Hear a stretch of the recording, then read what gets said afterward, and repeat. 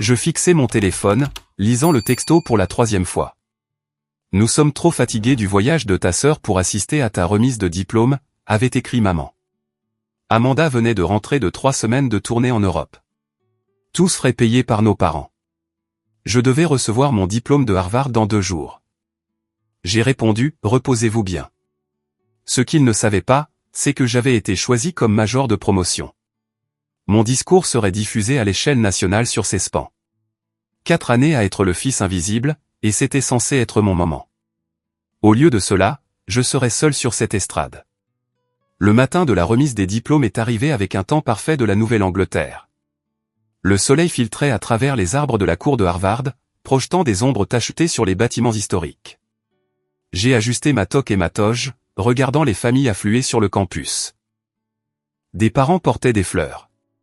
Des frères et sœurs tenaient des pancartes de félicitations. Des grands-parents se déplaçaient lentement mais fièrement vers leur siège. Je me tenais seul près de Memorial Church, vérifiant mon téléphone une dernière fois. Rien. Aucun changement d'avis de dernière minute. Aucune arrivée surprise. Juste le silence de Philadelphie.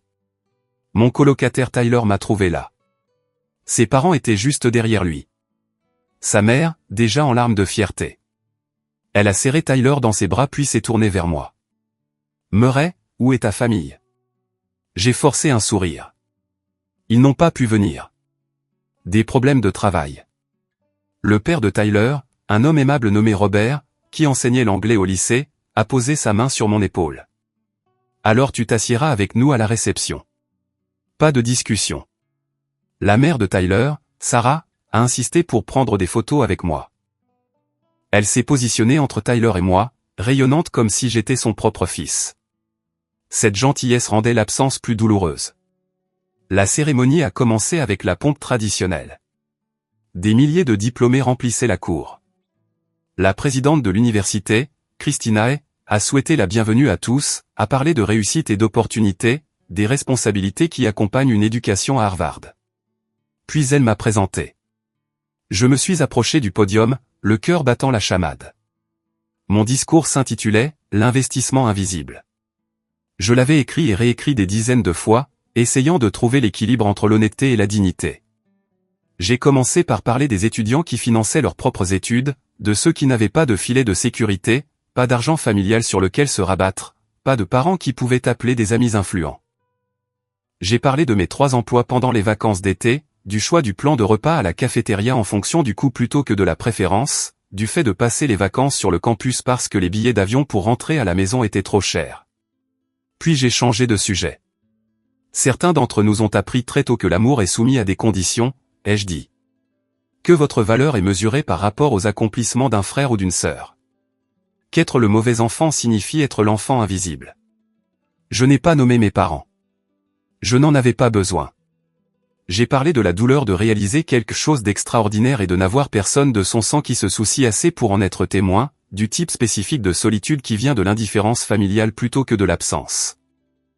Ma voix est restée stable, mais l'émotion remplissait chaque mot. Quand j'ai terminé, le silence a duré 3 battements de cœur avant que les applaudissements n'éclatent.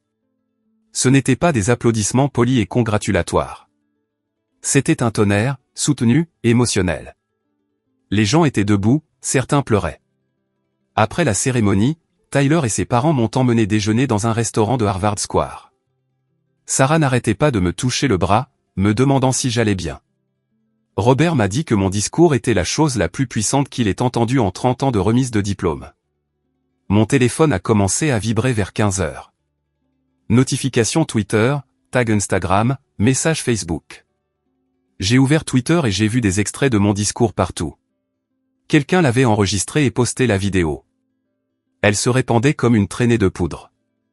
Les commentaires affluaient. Ce major de Harvard qui dit la vérité sur la négligence familiale me fait pleurer. Quand il a parlé d'être l'enfant invisible, je l'ai ressenti dans mon âme. Partagez ça partout. Voilà à quoi ressemble le vrai succès. Les médias s'en sont emparés. Le discours émouvant du major de Harvard sur la négligence familiale devient viral. Le meilleur diplômé dit la vérité sur l'amour conditionnel. Le soir, la vidéo avait 5 millions de vues. Puis les appels ont commencé. Maman, papa, Amanda. Encore et encore, les messages vocaux s'accumulaient. Le message de maman, Murray, pourquoi ne nous as-tu pas dit que tu parlais? Nous serions venus. Rappelle-moi immédiatement. Celui de papa, à quoi pensais-tu? Ce discours nous fait passer pour des parents terribles. Nous devons en parler. Celui d'Amanda, tu es sérieux, là? Sais-tu ce que tu as fait? Les gens m'envoient des messages horribles. Appelle-moi. Je les ai tous ignorés. Tyler et moi sommes allés à une fête avec nos camarades de classe. J'ai essayé de profiter de ma réussite, mais mon téléphone n'arrêtait pas. À minuit, j'avais 73 appels manqués. Le lendemain matin, je prenais mon petit déjeuner dans un café quand mon téléphone a sonné avec un numéro inconnu. L'instinct professionnel m'a fait répondre. Murray, c'est Janet Carlson de Whitman & Associates. Mon estomac s'est noué. Whitman & Associates était le prestigieux cabinet de conseil où j'avais accepté un poste à partir d'où. Janet était une associée senior. Quelqu'un 3 niveaux au-dessus du recruteur qui m'avait embauché. Bonjour, ai-je réussi à dire. J'ai vu votre discours, a-t-elle dit. Son ton était neutre, indéchiffrable. Nous devons parler. Pouvez-vous me rencontrer pour un café aujourd'hui? Quelque chose dans sa voix a déclenché des signaux d'alarme dans mon cerveau. Ce n'était pas un appel de félicitations. Bien sûr, ai-je dit. Quand et où? J'ai rencontré Janet dans un café calme près de la rivière Charles. Elle avait la cinquantaine, impeccablement vêtue d'un tailleur bleu marine, ses cheveux sombres tirés en un chignon professionnel. Elle a commandé un café noir et est allée droit au but. Votre discours était puissant, a-t-elle commencé. Honnête et émouvant. Dans d'autres circonstances, je vous féliciterais sans réserve. Ma poitrine s'est serrée. Dans d'autres circonstances. Janet a soupiré. Notre plus gros client est Peterson Media Group. Richard Peterson en est le propriétaire. Il a vu votre discours hier soir. Ce matin, il a appelé directement notre associé directeur. J'ai attendu, sachant déjà que cela tournait mal. Richard Peterson est passionné par les valeurs familiales. Les structures traditionnelles, le respect générationnel, tout ce cadre. Il a trouvé votre discours dérangeant. Il a exprimé des inquiétudes quant au fait que le cabinet embauche quelqu'un qui attaquerait publiquement sa propre famille. Le mot « attaquer » m'a frappé comme un coup de poing. Je n'ai attaqué personne. J'ai parlé de mon expérience. Je comprends cela, a dit Janet, et elle semblait sincère. Vraiment. Mais le compte de Peterson vaut 12 millions de dollars par an. Il menace de revoir son contrat avec nous si nous procédons à votre embauche. Le café m'a soudain semblé trop chaud. Alors, je suis viré avant même de commencer? Pas encore, a dit Janet prudemment. Mais nous avons besoin de limiter les dégâts, rapidement. Peterson veut voir la preuve que vous avez une relation fonctionnelle avec votre famille. Il a besoin d'être rassuré sur le fait que vous êtes stable, mature, capable de représenter le cabinet. Comment suis-je censé fournir cela, exactement? Janet s'est penchée en avant. Publiez une déclaration publique clarifiant que votre discours ne concernait pas spécifiquement vos parents. Faites une interview médiatique montrant une réconciliation familiale. Faites apparaître vos parents avec vous. Démontrez qu'ils vous soutiennent. Montrez au monde que c'était un malentendu, que vos relations familiales sont solides. Je l'ai dévisagé. Vous voulez que je mente? Je veux que vous gériez votre image publique, a-t-elle corrigé. C'est du conseil, Murray. La perception compte. Les relations avec les clients comptent. Je vous apprécie. Je pense que vous serez excellent à ce poste, mais j'ai besoin que vous régliez cette situation, sinon je ne peux pas protéger votre offre. Elle a fait glisser une carte de visite sur la table. Elle appartenait à une consultante en relations publiques. Appelez-la aujourd'hui. Elle peut vous aider à élaborer le bon message et à parler à vos parents. Réglez ça. Vous avez une semaine. Après le départ de Janet, je suis resté seul avec un café froid, essayant de digérer. Mon moment de vulnérabilité honnête était maintenant un handicap professionnel. Mon refus de prétendre que tout allait bien avait mis ma carrière en danger. Mon téléphone a vibré. Un autre message vocal de maman. J'ai finalement écouté. Murray, assez de ce traitement silencieux. Tu as embarrassé toute cette famille. Amanda reçoit des messages de haine d'inconnus. Les collègues de ton père lui posent des questions inconfortables. Tu dois régler ça immédiatement. Rappelle-moi. Aucune excuse. Aucune reconnaissance d'avoir manqué ma remise de diplôme. Juste de la colère parce que je leur avais donné une mauvaise image. Je devais essayer, cependant. Pour mon travail. Je devais essayer. J'ai texté mes parents. Pouvons-nous nous rencontrer? Je rentre à Philadelphie. Maman a répondu en quelques minutes. Enfin. Demain à 14 h. À la maison. Le trajet jusqu'à Philadelphie le lendemain a duré 6 heures. J'avais grandi dans une banlieue confortable, le genre d'endroit où les pelouses étaient parfaitement entretenues et où les voisins rivalisaient de décorations de Noël.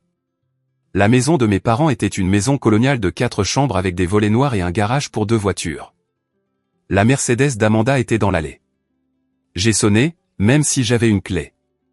Il me semblait déplacé d'entrer comme ça maintenant. Papa a répondu.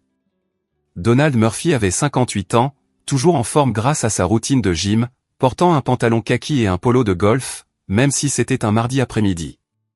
Il était un cadre intermédiaire chez Barrett Pharmaceuticals. Assez réussi, mais toujours légèrement plein de ressentiment de ne pas être monté plus haut. Entre, dit-il sèchement. Le salon était exactement comme je m'en souvenais. Les récompenses immobilières de maman sur le manteau de la cheminée. Des photos de famille couvrant les murs, bien que j'ai remarqué que le ratio était d'environ 3 photos d'Amanda pour une qui m'incluait. Maman, Barbara, était assise sur le canapé de couleur crème, les bras croisés. Amanda était assise à côté d'elle, faisant défiler son téléphone. Personne ne m'a serré dans ses bras. Personne n'a dit félicitations. Assieds-toi, dit maman, désignant le fauteuil en face d'eux. Je me suis assis. As-tu la moindre idée de ce que tu as fait, a commencé maman. J'ai perdu 2 clients cette semaine, moi aussi. Parce que leurs amis ont vu ce discours et maintenant ils pensent que je suis une sorte de mère monstrueuse qui a négligé son fils brillant. La réputation de ta mère est essentielle dans l'immobilier, a ajouté papa. Tu lui as nui professionnellement. Et les gens m'envoient des menaces de mort, a ajouté Amanda, levant les yeux de son téléphone. Ses cheveux blonds étaient parfaitement coiffés, son maquillage impeccable. Elle avait 25 ans, 2 ans de plus que moi, et vivait à la maison depuis qu'elle avait obtenu son diplôme d'une université privée que nos parents avaient entièrement payée. Des étrangers me disent que je suis une enfant gâtée, que je ne mérite pas l'amour de mes parents. C'est insensé, Murray. J'ai pris une grande inspiration. Je ne voulais blesser personne. Je parlais de mon expérience. Ton expérience? La voix de maman s'est élevée. Nous t'avons tout donné. Nous t'avons mis un toit sur la tête, de la nourriture sur la table, payé tes dépenses jusqu'à tes 18 ans. Vous avez entièrement payé les études d'Amanda, ai-je dit doucement. Je n'ai rien eu. Tu as eu des bourses, a dit papa. Tu n'avais pas besoin de notre aide. Amanda si. Ça s'appelle être pragmatique. La logique tordue était si familière qu'elle ne faisait presque plus mal. Presque. Écoutez, ai-je dit, en essayant une approche différente. Mon offre d'emploi est en péril à cause de la publicité. Je dois limiter les dégâts. Une déclaration publique, peut-être une photo de famille, quelque chose qui montre que nous allons bien. Maman et papa ont échangé un regard. Nous avons déjà parlé à un avocat, a dit papa. Bill Henderson, mon colocataire d'université. Il est spécialisé en diffamation. Mon sang s'est glacé. Diffamation? Tu as insinué à la télévision nationale que nous étions des parents négligents, a dit maman. C'est diffamatoire. Bill pense que nous avons un dossier solide.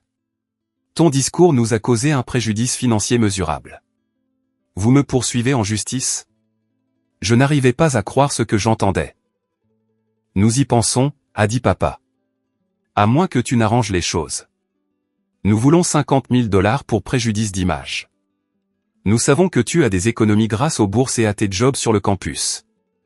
Tu nous paies, nous signons une décharge, et nous ferons ta petite réconciliation de relations publiques pour ton travail. J'avais l'impression d'être entré dans une réalité alternative. Vous voulez que je vous paie 50 000 $ pour que vous prétendiez me soutenir. Nous voulons une compensation pour ce que tu nous as coûté, a dit maman froidement. Amanda souriait légèrement, faisant toujours défiler son téléphone. Elle semblait apprécier la situation. Je me suis levé. Je dois y réfléchir. Tu as 48 heures, a dit papa. Après ça, Bill dépose la plainte. Je suis sorti de cette maison, tremblant de rage et d'incrédulité. Je suis retourné à Cambridge dans un état second, me souvenant à peine du voyage. Tyler m'a trouvé assis dans notre appartement à minuit, fixant le vide. Comment ça s'est passé, a-t-il demandé. Ils veulent 50 000 $ ou ils me poursuivent pour diffamation. La mâchoire de Tyler est tombée. C'est de l'extorsion. Dis ça à leur avocat. Mon téléphone a sonné. Amanda. Contre mon meilleur jugement, j'ai répondu. Murray. Sa voix était douce, presque suave. Je suis tellement désolé pour tout à l'heure. Maman et papa sont ridicules. Le changement de ton était déconcertant. Vraiment? Oui. Écoute, je sais que je n'ai pas été génial aujourd'hui, mais j'ai réfléchi. Toute cette situation est un gâchis. Tu ne devrais rien leur payer. C'est fou. Un soulagement m'a envahi. Merci. J'avais besoin d'entendre ça. Pouvons-nous nous voir demain? Juste nous deux? Je veux t'aider à trouver une solution. Peut-être que je peux leur parler, les convaincre d'abandonner toute cette histoire de procès. Tu ferais ça? Tu es mon frère, a-t-elle dit. J'aurais dû être là pour toi avant. Laisse-moi arranger les choses. Il y a un café près de Rittenhouse Square. Et si on déjeunait à 1h?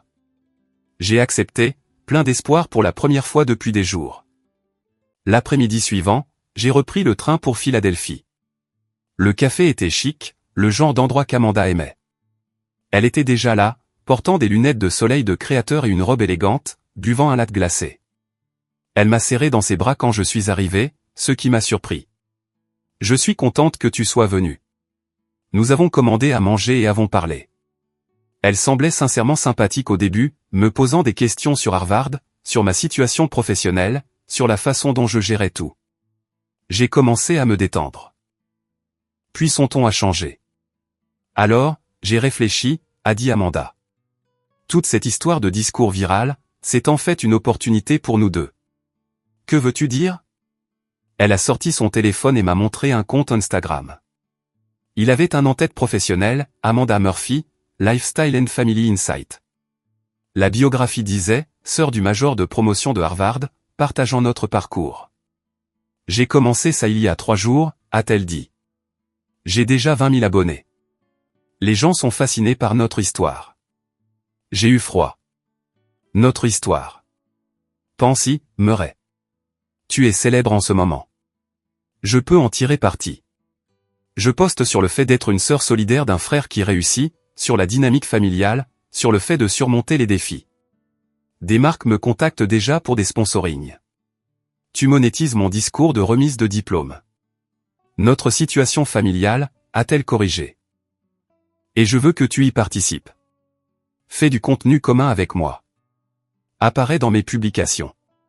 Peut-être qu'on pourrait lancer une chaîne YouTube ensemble. On pourrait gagner beaucoup d'argent, Murray. Je parle d'un revenu à 6 chiffres en un an si on joue bien nos cartes. Je l'ai dévisagé. Es-tu folle? Je viens de te dire que mon travail est en jeu à cause de cette publicité, et tu veux que je fasse plus de contenu? Son expression s'est durcie. Je t'offre une opportunité. Ça pourrait être bon pour nous deux. Non, Amanda. Absolument pas. Je veux retrouver ma vie, pas plus d'attention. Elle a posé son latte soigneusement. C'est décevant. Je suis désolé si le fait de vouloir de l'intimité te déçoit. Voilà le truc, Murray. Sa voix est devenue froide. J'ai déjà été contacté par des producteurs de plusieurs médias. Ils veulent m'interviewer à ton sujet, sur comment tu étais vraiment en grandissant, sur le fait que ton discours était véridique ou exagéré. Mon estomac s'est noué. De quoi parles-tu?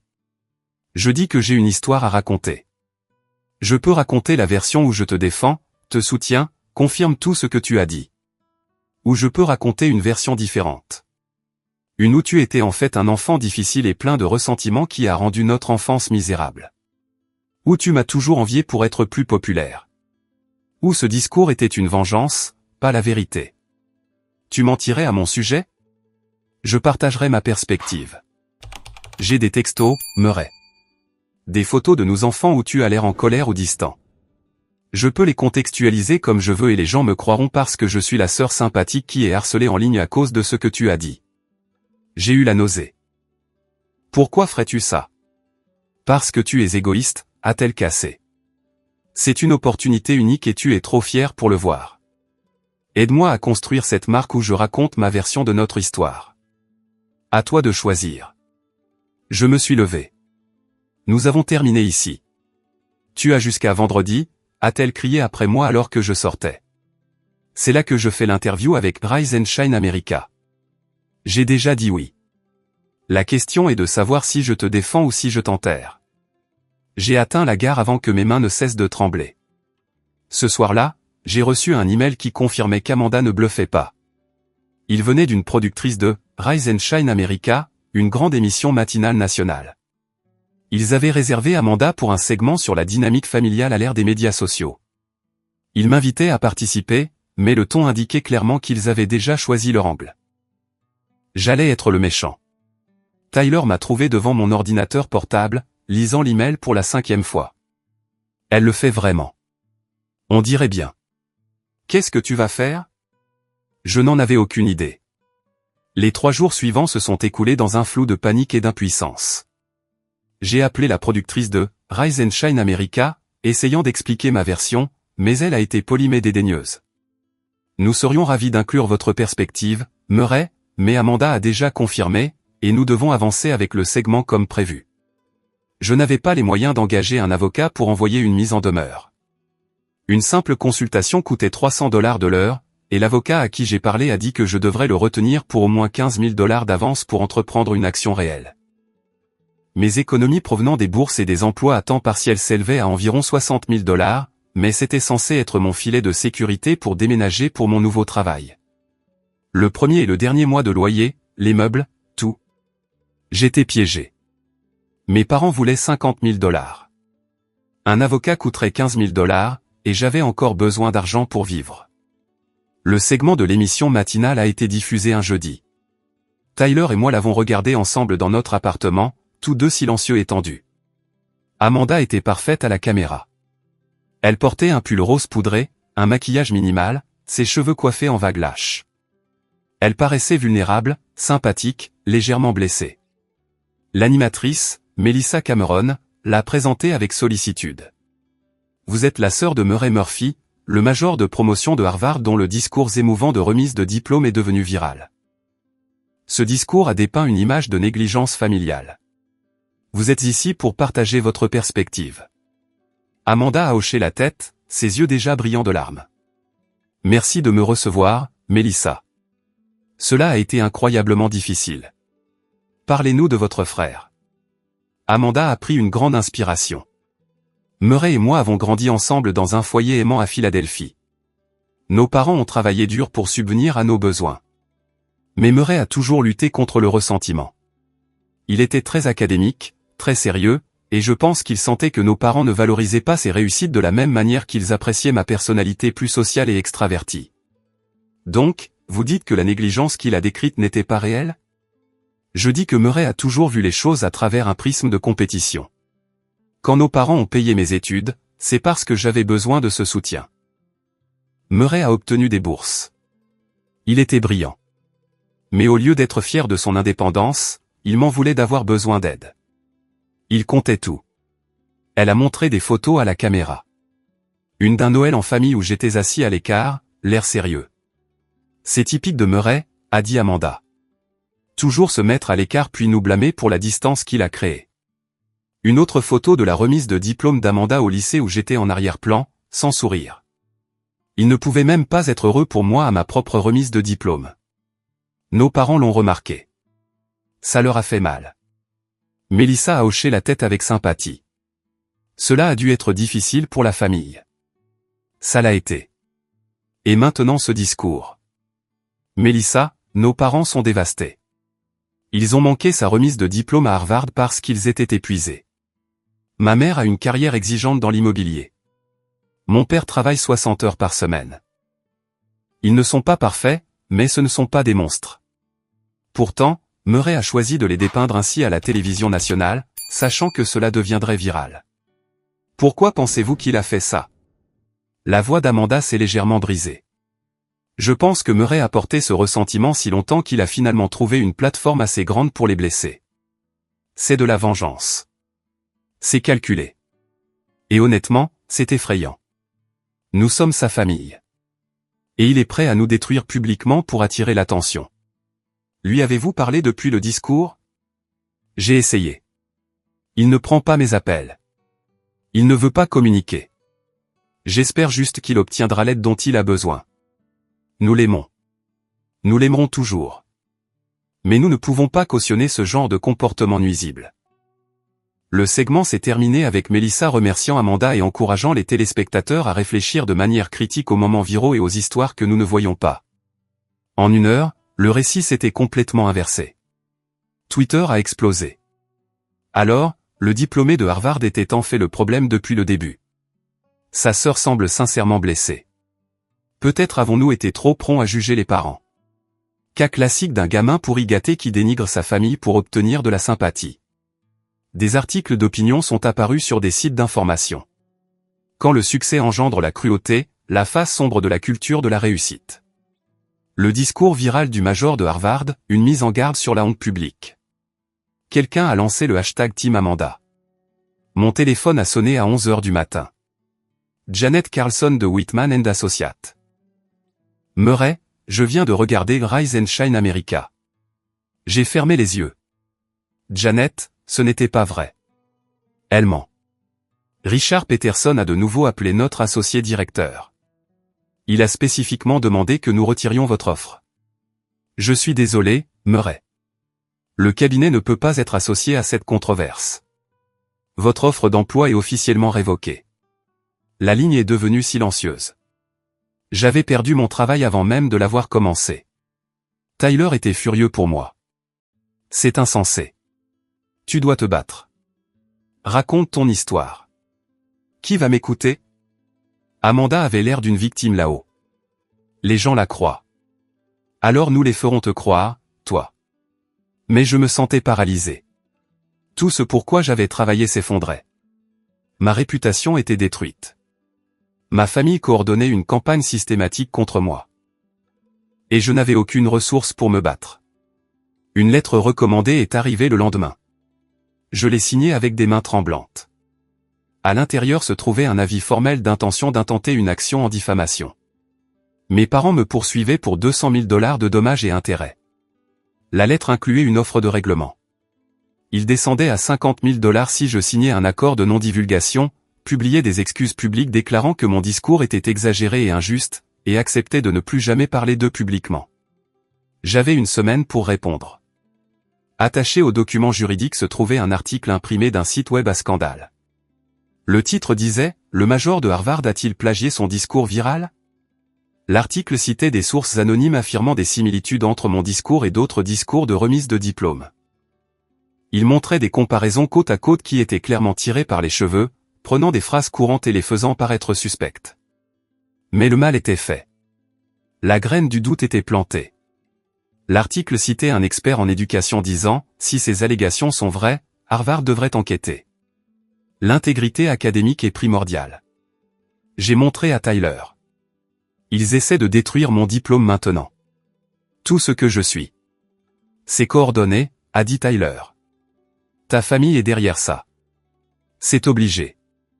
Je me suis assis sur notre canapé usé, entouré de cartons de déménagement que j'avais commencé à faire pour un travail que je n'avais plus, et j'ai senti tout le poids de la situation s'abattre sur moi. Je n'avais pas de travail.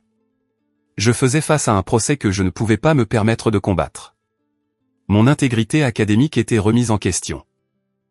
Ma famille avait utilisé mon moment de vulnérabilité comme une arme et avait tourné le monde entier contre moi. Je ne m'étais jamais senti aussi complètement vaincu de ma vie. Je n'ai presque pas dormi pendant 3 jours.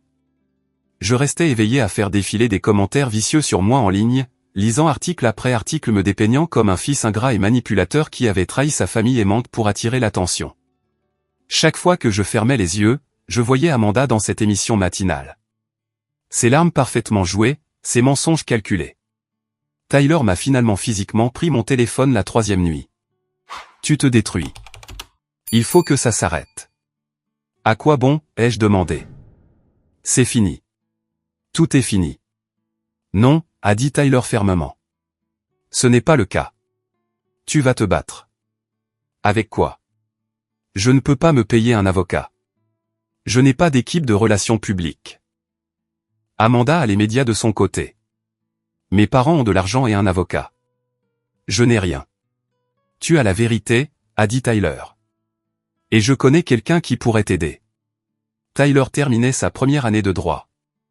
Il avait mentionné une professeure qu'il admirait, Helen Baxter, qui enseignait le droit des médias et avait une pratique privée à côté. Tyler lui a envoyé un texto ce soir-là, expliquant la situation en bref. Elle a répondu le lendemain matin, « Venez à mon bureau ». 14 heures, le bureau d'Helen Baxter se trouvait dans un immeuble près de Boston Common. Elle avait la quarantaine, les cheveux grisonnants tirés en une queue de cheval pratique, portant un jean et un sweat de Harvard Law. Son bureau était couvert de dossiers et de revues juridiques. « Asseyez-vous », dit-elle, désignant des chaises en face de son bureau. Tyler m'a donné les grandes lignes. « Racontez-moi tout depuis le début. » Je lui ai raconté toute l'histoire. La remise des diplômes, le discours, le moment viral, la menace de procès de mes parents, la trahison d'Amanda, l'émission matinale, la perte de mon emploi, les accusations de plagiat, tout. Hélène a écouté sans interrompre, prenant des notes sur un bloc-notes jaune. Quand j'ai eu fini, elle s'est penchée en arrière et m'a étudié. « Vous savez que ce qu'ils font est de l'extorsion, n'est-ce pas ?» a-t-elle dit. Menacé d'un procès pour extorquer de l'argent. C'est un cas d'école. Puis-je le prouver? Peut-être. Avez-vous des documents? Quelque chose qui montre le schéma de comportement que vous avez décrit dans votre discours? J'y ai réfléchi. J'ai des boîtes de trucs en entrepôt, de l'enfance, du lycée. Je ne jette jamais rien. Allez chercher ces boîtes, a dit Hélène. Tout. Nous devons construire votre défense et potentiellement une contre-attaque. La semaine suivante, Tyler et moi sommes allés à l'entrepôt de Cambridge où je gardais ma vie en boîte. Nous avons tout ramené à notre appartement et avons trié des années de souvenirs accumulés. Ce que nous avons trouvé était accablant. Email après email de mes parents refusant d'assister à mes événements. On ne peut pas venir à ta soirée de remise de prix académique. On doit t'aider Amanda avec son truc de sororité. On ne sera pas à la finale de ta compétition de robotique. Amanda a un récital de danse. Les documents financiers que j'avais sauvegardés montraient toute l'étendue de l'inégalité. Une feuille de calcul que mes parents avaient faite pour leurs impôts montrait qu'ils avaient dépensé 160 000 $ pour les études d'Amanda dans une école privée. Ma contribution, 0. Les messages textes que j'avais capturés au fil des ans racontaient leur propre histoire. Ma mère me textant à 18 ans, « On ne peut pas t'aider à emménager dans ton dortoir demain. Amanda a besoin d'acheter des meubles pour son appartement. » Le texto de mon père pour mon 20e anniversaire, « Désolé, on ne peut pas venir à ton dîner d'anniversaire. On emmène Amanda à New York pour le week-end. » Des photos de vacances en famille auxquelles je n'étais pas invité. Floride, Californie, Colorado. Toujours E3. Une carte d'anniversaire de mes 16 ans. Mon père avait écrit à l'intérieur, « Murray, en espérant que cette année tu nous donneras quelque chose à célébrer. » Nous avons tout compilé, créé des dossiers, organisé chronologiquement, construit une chronologie qui montrait 23 ans de favoritisme et de négligence systématique. Hélène a tout examiné. Elle a passé des heures à parcourir chaque document, chaque photo, chaque message. Quand elle a eu fini, elle m'a regardé avec quelque chose qui ressemblait à de la colère dans les yeux. « Ce n'est pas seulement une défense, » a-t-elle dit. C'est une demande reconventionnelle. Ce que vos parents ont fait pourrait constituer une infliction intentionnelle de détresse émotionnelle. Ce qu'Amanda a fait avec cette interview matinale, si nous pouvons prouver qu'elle savait qu'elle mentait, c'est de la diffamation. Et exiger de l'argent pour ne pas vous poursuivre, c'est de l'extorsion. Pouvons-nous gagner? Possiblement. Mais Murray, je veux que vous compreniez quelque chose. Se battre contre ça sera coûteux, prendra du temps. Ce sera plus laid avant de s'améliorer. Votre famille ripostera. Êtes-vous prêt pour ça? J'ai pensé à ma réputation détruite, à mon emploi perdu, à mes parents exigeant 50 000 $, à Amanda jouant la comédie des larmes à la télévision tout en me détruisant. J'ai pensé à des années à être invisible, à réaliser des choses extraordinaires dans des salles vides, à croire que j'étais peut-être le problème. Je suis prêt, ai-je dit. Alors nous nous battons, a dit Hélène. Mais nous avons besoin de financement. Je peux faire une partie de ce travail pro bono parce que ce cas m'intéresse sur le plan académique, mais nous aurons besoin de ressources pour les frais de dépôt, les frais de justice, les témoins experts si cela va en procès. Avez-vous quelque chose que vous pouvez utiliser? J'avais mes 60 000 $ d'économie. C'était censé être mon avenir. Mais quel avenir avais-je si je laissais faire? J'utiliserai mes économies, ai-je dit. Hélène a hoché la tête.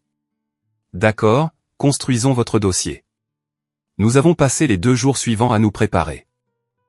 Hélène a rédigé une réponse au procès de mes parents qui non seulement se défendaient contre leurs accusations, mais déposaient des demandes reconventionnelles pour détresse émotionnelle et abus. Elle a préparé une lettre de mise en demeure pour Amanda concernant ses déclarations médiatiques. Puis mon téléphone a sonné avec un numéro inconnu de Californie.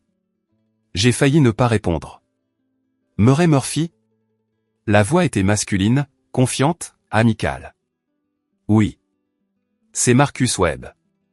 Je suis le PDG d'Elevation Tech. Nous sommes une start-up de la Silicon Valley travaillant sur des plateformes de technologie éducative. Je n'avais aucune idée de la raison pour laquelle un PDG m'appelait. D'accord. J'ai vu votre discours de Harvard, l'original, pas le cirque qui a suivi. J'ai été ému. J'ai suivi ce qui vous est arrivé depuis. Je ne crois pas à la version de votre sœur. Quelque chose dans ma poitrine s'est légèrement détendu. Merci. Ça compte beaucoup. Je vous appelle parce qu'Elevation Tech recrute pour son équipe de stratégie. Nous avons besoin de gens intelligents qui comprennent l'éducation, qui ont une vraie résilience. Je pense que vous seriez un bon candidat. J'aimerais vous interviewer. Je n'arrivais pas à croire ce que j'entendais. Vous voulez m'interviewer après tout ça? Je veux interviewer le gars qui a fait ce discours original, a dit Marcus. Mais voici ma situation. Mon entreprise se développe rapidement. Nous sommes sur le point de faire une levée de fonds importante. Je ne peux pas me permettre de controverse en ce moment. Si je vous embauche alors que ce procès et cette situation médiatique sont toujours actifs, cela pourrait nuire à l'entreprise. Mon espoir s'est dégonflé. Donc, vous ne pouvez pas m'embaucher. Pas encore.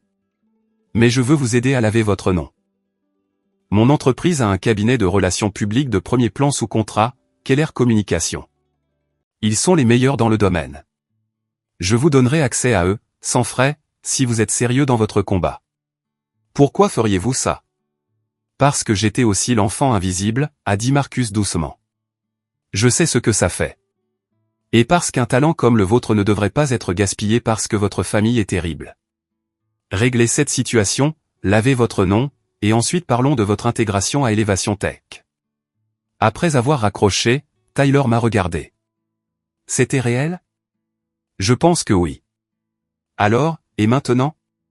J'ai regardé les preuves étalées dans notre appartement, la documentation de la négligence, la chronologie du favoritisme, la preuve que mon discours était vrai. Maintenant, on contre-attaque, ai-je dit. Hélène a travaillé avec Keller Communication pour développer une stratégie. Le cabinet de relations publiques m'a assigné un consultant nommé David Park, spécialisé dans la gestion de crises de réputation. David a tout examiné. Toutes les preuves, toute la couverture médiatique, toutes les déclarations de ma famille. Ils ont construit un récit, a dit David. Nous devons le démanteler pièce par pièce, méthodiquement. Laissez les faits parler d'eux-mêmes. Nous avons décidé d'une approche à plusieurs volets. Premièrement, j'écrirai un article de blog détaillé intitulé « La vérité sur mon discours de Harvard », qui exposerait toute l'histoire avec des documents scannés. Chaque affirmation serait étayée par des preuves. Pas de manipulation émotionnelle, juste des faits. Deuxièmement, David proposerait l'histoire à des journalistes crédibles, pas à des tabloïds. Nous avions besoin de médias sérieux qui feraient un vrai reportage, pas du sensationnalisme. Troisièmement, Hélène déposerait nos demandes conventionnelles contre mes parents et enverrait des lettres de mise en demeure à Amanda. Nous faisons tout cela en même temps, a dit David. Les frapper avant qu'ils ne puissent coordonner une autre réponse. J'ai passé 2 jours à écrire l'article de blog. J'ai été prudent, mesuré, factuel. J'ai inclus des images scannées de messages textes, de documents financiers. J'ai montré la carte d'anniversaire avec le message blessant de mon père. J'ai fourni la chronologie des événements manqués à côté des preuves de mes réussites, ces événements célébrés. J'ai écrit sur mon enfance et mon adolescence avec des détails cliniques. Comment j'ai appris très tôt que mes accomplissements n'avaient pas autant d'importance que la vie sociale d'Amanda. Comment j'ai intériorisé le message que j'avais moins de valeur.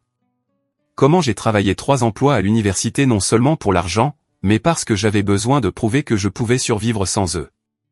J'ai expliqué pourquoi j'avais fait ce discours et pourquoi je n'avais pas nommé mes parents directement. Parce que je parlais d'une vérité universelle sur l'amour conditionnel, pas pour chercher la vengeance.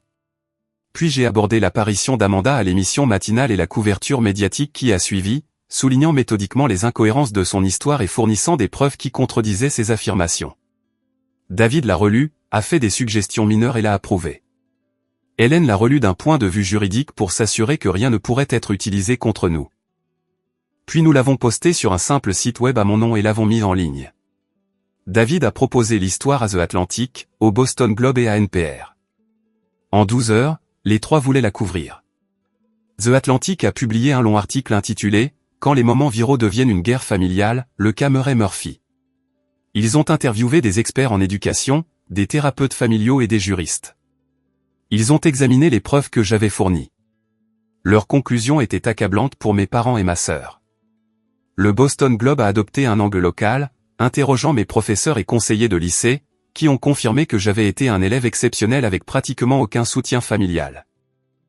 NPR a fait un segment radio qui incluait l'audio de mon discours original à côté de portions de l'interview d'Amanda, laissant les auditeurs entendre les différences de ton, l'authenticité de ma voix contre la performance de la sienne. En 48 heures, le récit a de nouveau commencé à changer. Les sections de commentaires se sont remplies de gens s'excusant. J'avais tort à propos de Murray-Murphy. Je n'arrive pas à croire que nous soyons tous tombés dans le panneau de sa sœur. Ces reçus ne mentent pas, mais ma famille n'avait pas fini. Ils ont considérablement intensifié les choses. Mes parents ont déposé une ordonnance restrictive d'urgence au tribunal du comté de Philadelphie, affirmant qu'ils craignaient pour leur sécurité. Leur dossier déclarait que j'avais fait des déclarations menaçantes et que mon article de blog constituait du harcèlement. Ils ont donné des interviews aux chaînes de télévision locales de Philadelphie. Ma mère pleurant à la caméra. Mon père l'air abattu et effrayé. Nous avons peur de notre propre fils, a dit ma mère. Harvard l'a changé. Nous ne le reconnaissons plus. Amanda est allée plus loin. Elle a posté sur Instagram que je m'étais présenté à son appartement en furie 3 jours plus tôt, frappant à sa porte, hurlant des menaces. Elle a inclus une photo de la porte de son appartement avec un horodatage. C'était complètement fabriqué.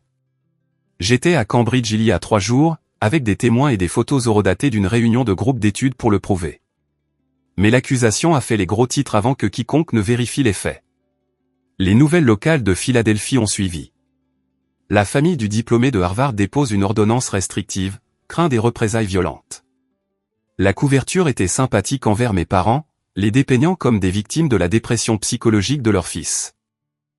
Hélène a immédiatement déposé des requêtes d'urgence pour rejeter l'ordonnance restrictive, mais le tribunal a programmé une audience. Si le juge l'accordait, même temporairement, les dommages à ma crédibilité seraient dévastateurs. Marcus Webb d'Elevation Tech m'a appelé. Je vois les nouvelles de Philadelphie. Qu'est-ce qui se passe? Ils mentent, ai-je dit. Tout. Je peux prouver que je n'étais nulle part près de l'appartement d'Amanda. Je vous crois, a dit Marcus. Mais ça devient très compliqué, rapidement. J'ai besoin que vous gagniez cette audience. La pression était immense. L'audience était fixée 3 jours plus tard au tribunal du comté de Philadelphie. Hélène s'est préparée de manière agressive, rassemblant mes preuves d'alibi, les déclarations de témoins de Tyler et de mon groupe d'études, les données GPS de mon téléphone montrant que j'étais à Cambridge. Nous sommes allés à Philadelphie la veille. Hélène voulait être surpréparée. Nous avons séjourné dans un hôtel près du palais de justice et avons tout examiné jusqu'à 2 heures du matin. Le lendemain, la salle d'audience était bondée. Les médias locaux remplissaient la galerie. Mes parents étaient assis avec leur avocat, Bill Henderson, l'air convenablement inquiet et victimisé. Amanda était là aussi, portant un maquillage minimal conçu pour paraître stressée et effrayée. Le juge était Harold Martinez, un homme d'une soixantaine d'années réputé pour être traditionnel et sceptique envers les jeunes.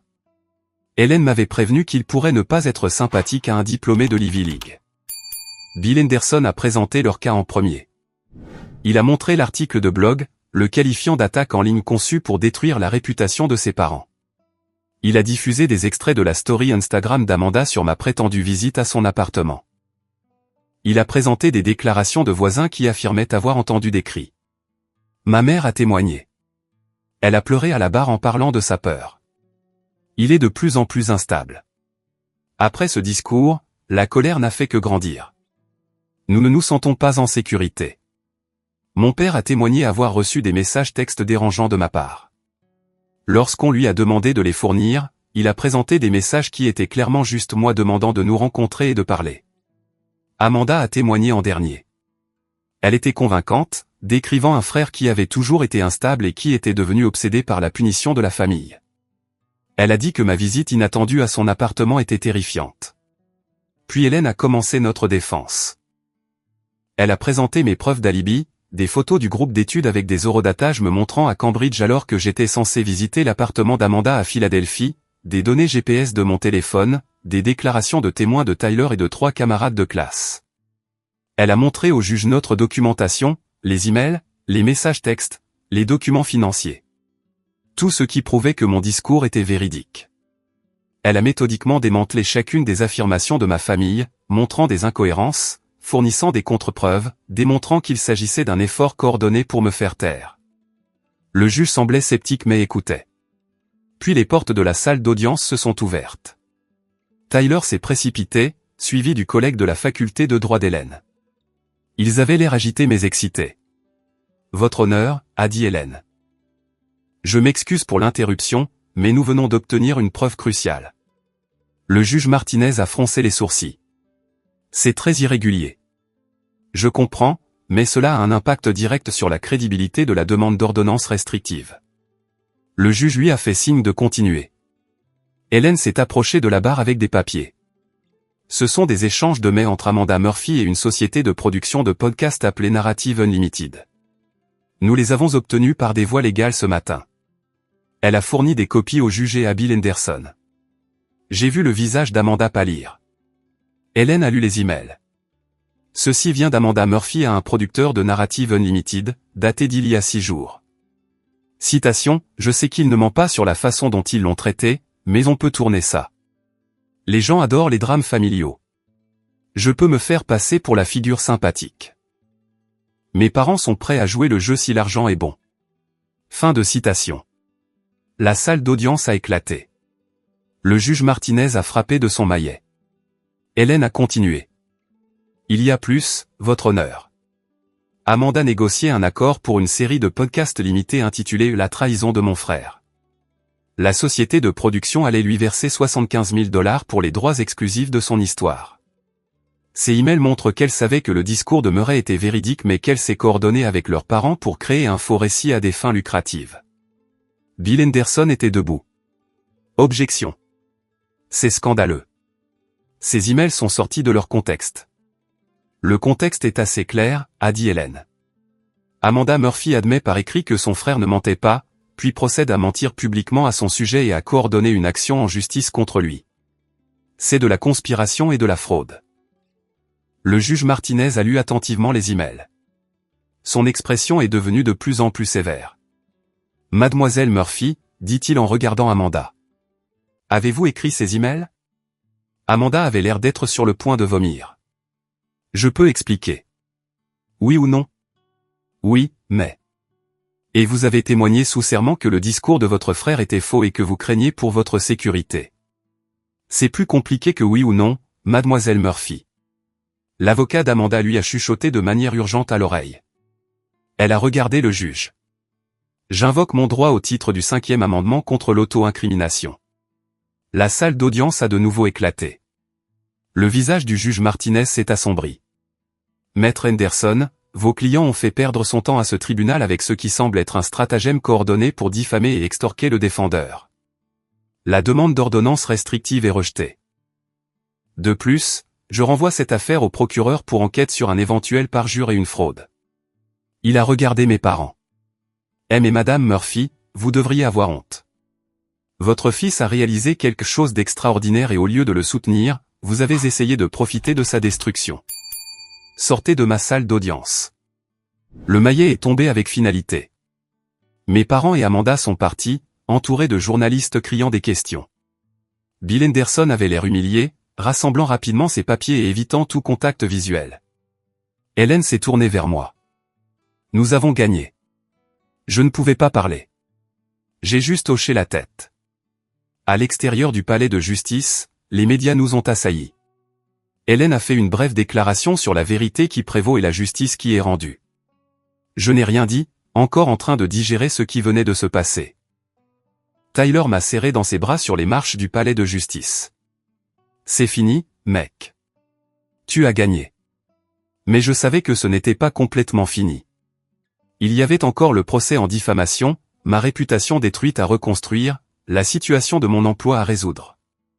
Pourtant, pour la première fois depuis des semaines, j'avais l'impression de pouvoir respirer. Les retombées de la révélation au tribunal ont été rapides et brutales pour ma famille.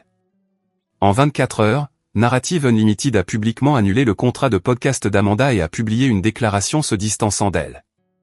Ses sponsors Instagram l'ont immédiatement lâché. Les marques qui lui avaient envoyé des produits les ont réclamés ou ont menacé d'intenter une action en justice. Son nombre d'abonnés a chuté de 23 000 à 6 000 alors que les gens l'abandonnaient en masse. Les articles d'opinion qui m'avaient condamné se sont maintenant retournés contre ma famille. Les vrais méchants de l'histoire de Murray Murphy. Comment Amanda Murphy a instrumentalisé le statut de victime à des fins lucratives. Les parents qui poursuivent leurs enfants, quand la famille devient une transaction. Le procès en diffamation de mes parents s'est effondré. Hélène a déposé une motion en rejet fondée sur les preuves du tribunal et le juge l'a accordée avec préjudice, ce qui signifie qu'il ne pouvait pas la redéposer. De plus, le juge leur a ordonné de payer mes frais de justice, près de 30 000 $, qu'Hélène avait méticuleusement suivis. L'entreprise de mon père, Barrett Pharmaceuticals, a lancé une enquête interne après que l'histoire a fait la une des journaux nationaux. Ils ne l'ont pas licencié, mais sa réputation là-bas était irrémédiablement endommagée. Ma mère a perdu plusieurs clients immobiliers importants qui se sont sentis trahis par ce qu'ils avaient appris sur son caractère. Les accusations de plagiat se sont évaporées sous l'examen. Harvard a publié une déclaration me soutenant, disant qu'ils avaient examiné les allégations et les avaient trouvées sans fondement.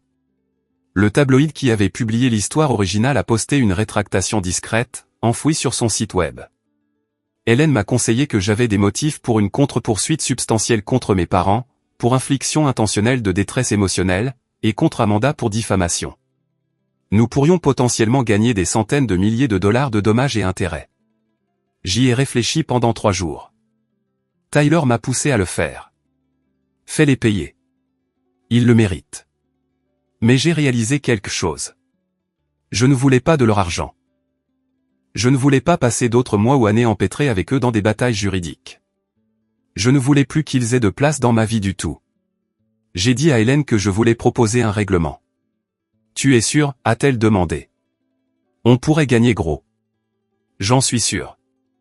Hélène a rédigé les termes. Je retirerai toutes les demandes conventionnelles à 3 conditions. Premièrement, mes parents devaient accepter une thérapie familiale avec un professionnel agréé pour un minimum de 6 mois, que je choisisse d'y participer ou non. Ils devaient affronter ce qu'ils avaient fait, même si je n'étais pas là pour l'entendre. Deuxièmement, ils devaient signer un accord légal de ne plus jamais me contacter à moins que j'en prenne l'initiative. Troisièmement, ils ne devaient jamais discuter de moi publiquement dans aucun forum, média, réseau social ou autre. Amanda devait signer un accord similaire et publier des excuses publiques admettant qu'elle avait menti. L'avocat de mes parents a appelé Hélène en quelques heures. Ils ont tout accepté. Les excuses publiques d'Amanda sont apparues sur Instagram 2 jours plus tard. Elles étaient brèves, clairement rédigées par un avocat, et complètement creuses. Je m'excuse pour les déclarations que j'ai faites qui n'étaient pas véridiques. Je regrette le tort causé. Pas d'élaboration, pas de véritable responsabilité, mais c'était public et c'était quelque chose. Marcus Webb m'a appelé un mercredi matin fin juin. J'ai tout suivi. La décision du juge, le recul de votre famille. Je suis impressionné par la façon dont vous avez géré cela.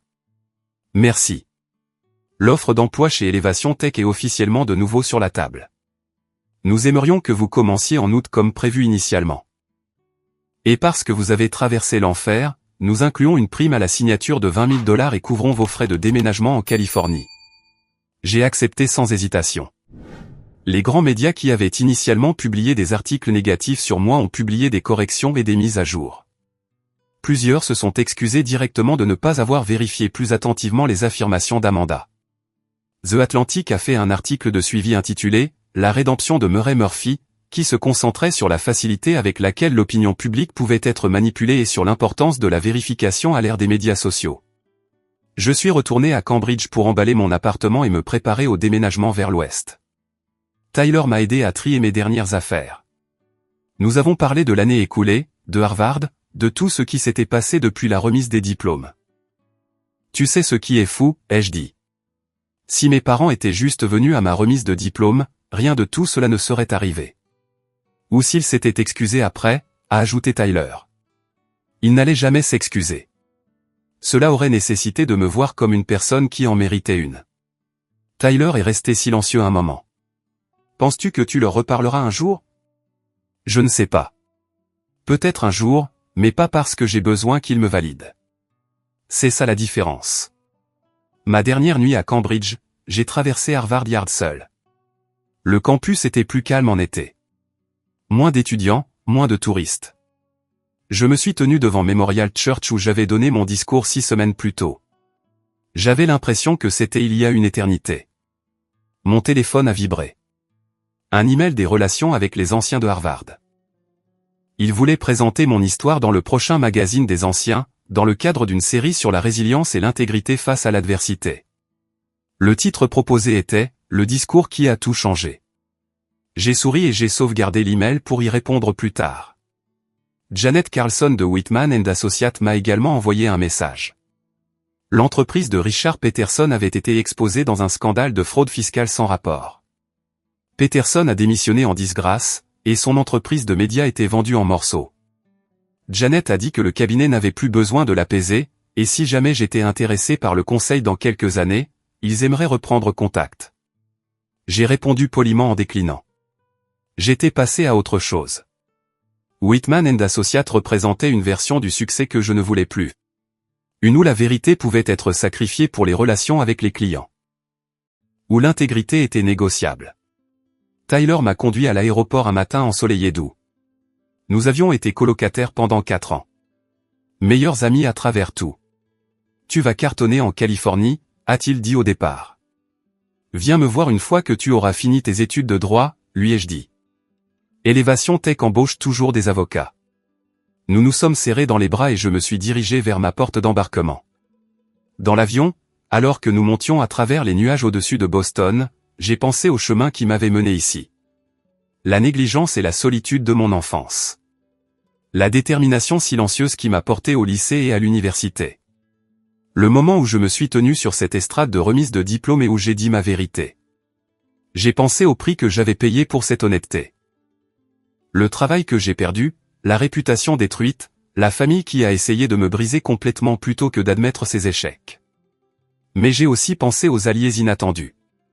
Tyler, qui m'a soutenu quand il aurait été plus facile de prendre ses distances. Hélène, qui a vu l'injustice et a décidé de se battre. Marcus, qui a cru en moi quand ma carrière semblait détruite. Même les inconnus sur les réseaux sociaux qui, après avoir vu les preuves, se sont excusés d'avoir jugé trop rapidement. J'ai réalisé quelque chose d'important. L'absence de mes parents à la remise des diplômes n'était pas la tragédie que je pensais. Leur absence était en fait la preuve finale que je n'avais plus besoin d'eux. J'étais arrivé à Harvard, j'avais obtenu mon diplôme en tant que major de promotion, et j'avais construit un avenir entièrement sur ma propre force. Ils ne m'ont pas fait. Ils ont juste échoué à me briser. Le discours est devenu viral parce qu'il a touché des gens qui s'étaient sentis invisibles, qui avaient été le mauvais enfant, qui avaient réalisé des choses extraordinaires dans des salles vides. Il importait parce qu'il était vrai. Et la vérité résonne, même quand elle est inconfortable. Et oui, mes parents ont finalement appelé après l'avoir vu à la télévision. Mais à ce moment-là, leurs appels ne signifiaient plus rien. Leur panique et leur tentative de limiter les dégâts m'ont montré exactement qui ils étaient. Des gens plus soucieux de leur image que de la douleur de leur fils. J'ai appris que la famille n'est pas toujours les gens qui partagent votre sang. Parfois, c'est le colocataire qui vous aide à rassembler des preuves à 2 heures du matin. La professeure qui prend votre cas pro bono parce qu'elle croit en la justice. Le PDG qui offre de l'aide quand vous êtes au plus bas parce qu'il se voit dans votre lutte. La femme à côté de moi dans l'avion m'a demandé pourquoi je volais vers San Francisco. Je commence un nouveau travail, ai-je dit. Un nouveau départ. Elle a souri. C'est bien pour vous. L'avion s'est stabilisé au-dessus des nuages, se dirigeant vers l'ouest, vers un avenir que j'avais construit moi-même, vers une vie libre des gens qui me voyaient comme invisible. Mon téléphone avait une barre de Wi-Fi d'avion. Un texto de Tyler est arrivé. Tu l'as fait. Je suis fier de toi. J'ai répondu, nous l'avons fait. Parce que c'était aussi la vérité. Je n'ai pas gagné seul. J'ai gagné parce que lorsque ma famille de sang m'a abandonné, j'ai trouvé des gens qui ont choisi de se tenir à mes côtés. J'ai gagné parce que j'ai refusé de laisser leur récit devenir ma réalité. J'ai gagné parce que je me suis battu pour moi-même quand personne d'autre ne le ferait. L'hôtesse de l'air est passée avec les boissons. J'ai commandé un ginger ale et j'ai regardé le ciel infini. Ce n'était pas la fin que j'avais imaginée en écrivant ce discours de remise de diplôme. Je pensais que peut-être mes parents l'entendraient, ressentiraient une certaine honte, me contacteraient avec des excuses. Je pensais que l'exposition mènerait à la réconciliation. Au lieu de cela, l'exposition a mené à la guerre. Et gagner la guerre signifiait accepter que la réconciliation pourrait ne jamais arriver, et apprendre à être d'accord avec ça. Certaines familles guérissent, d'autres non. La mienne non. Mais moi si, et c'était suffisant. Le capitaine a annoncé que nous atterririons à San Francisco dans 4 heures. 4 heures avant que ma nouvelle vie ne commence officiellement. 4 heures avant de descendre de cet avion en tant que quelqu'un qui avait survécu à la tentative de sa famille de le détruire et en était sorti plus fort. J'ai fermé les yeux et je me suis permis de me sentir sincèrement fier pour la première fois depuis des semaines. Fier du discours que j'ai donné, fier du combat que j'ai mené, fier de la personne que j'étais devenue malgré tout ce qui travaillait contre moi. À l'atterrissage, j'ai attrapé mon bagage à main et je suis sorti sous le soleil californien. Marcus Webb avait envoyé une voiture me chercher. Le chauffeur tenait une pancarte avec mon nom dessus. « Bienvenue à San Francisco, Monsieur Murphy », a-t-il dit. « Merci », ai-je dit. « C'est bon d'être ici. » Et je le pensais. Alors, laissez-moi vous poser une question. Avez-vous déjà eu à choisir entre maintenir la paix avec votre famille et défendre votre propre vérité? Avez-vous été l'enfant invisible, celui dont les réussites passaient inaperçues tandis que quelqu'un d'autre recevait toute l'attention et le soutien? Comment avez-vous géré cela? Êtes-vous resté silencieux ou avez-vous parlé? Et qu'en est-il du pardon? Pensez-vous que certaines actions sont trop nuisibles pour être pardonnées? Ou croyez-vous que les familles devraient toujours trouver un moyen de se retrouver, quoi qu'il arrive?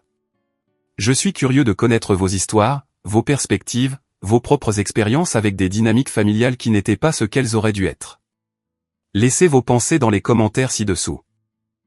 Votre histoire pourrait aider quelqu'un d'autre qui est aux prises avec des choix similaires.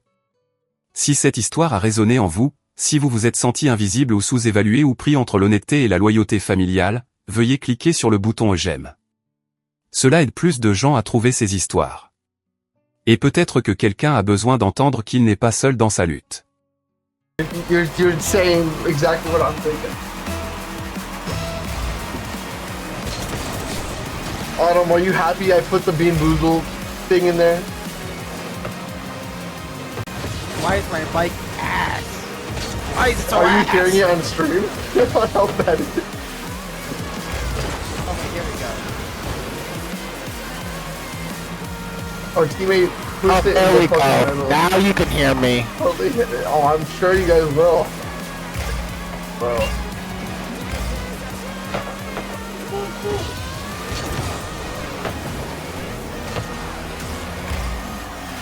Alright, goodbye again. Later again.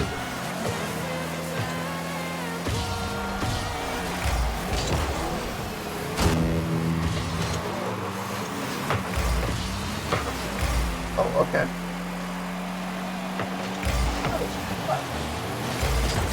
Fuck! I didn't see that guy there.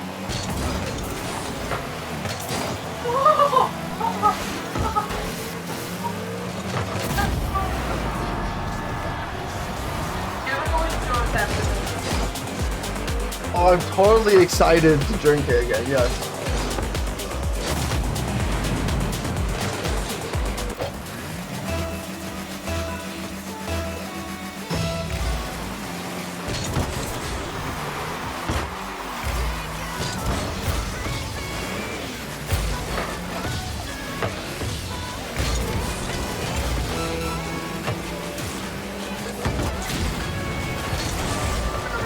He left. No, they. He left, like he's gone. No one is in his spot.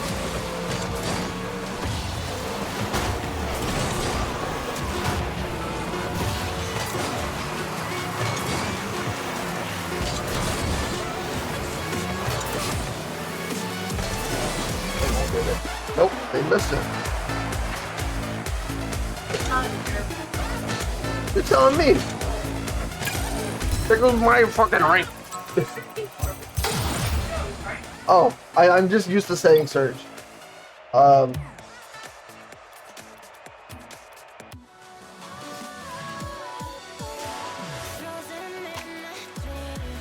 We also have higher chances of getting better lobbies in duos because my rank is under trios. Try and talk some sense into her. She doesn't like it. She's like a woman. Oh my god. She is a woman. Chat, is beating a woman legal? Got it. Sorry, no, pull back. Go. Go. Like, try. Bonk. Yeah.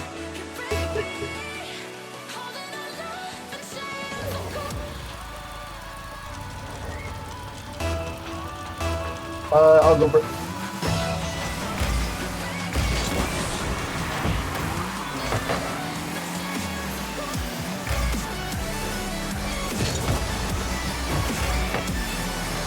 See, you can already tell the difference. You can already tell the difference. Fine. I hit you again. Oh yeah, we're good.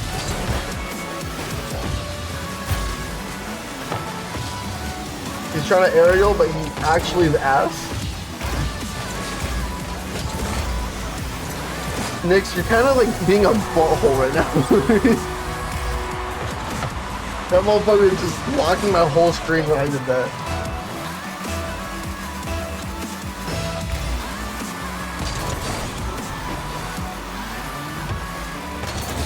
Ow, bitch. No! Freaking is so slow. I didn't have boost. And what do you mean he hit me out of the way? Literally just blamed it on her, like, on other people, not herself, from leaving the goal. Yeah. Oh, what team are you on? Why are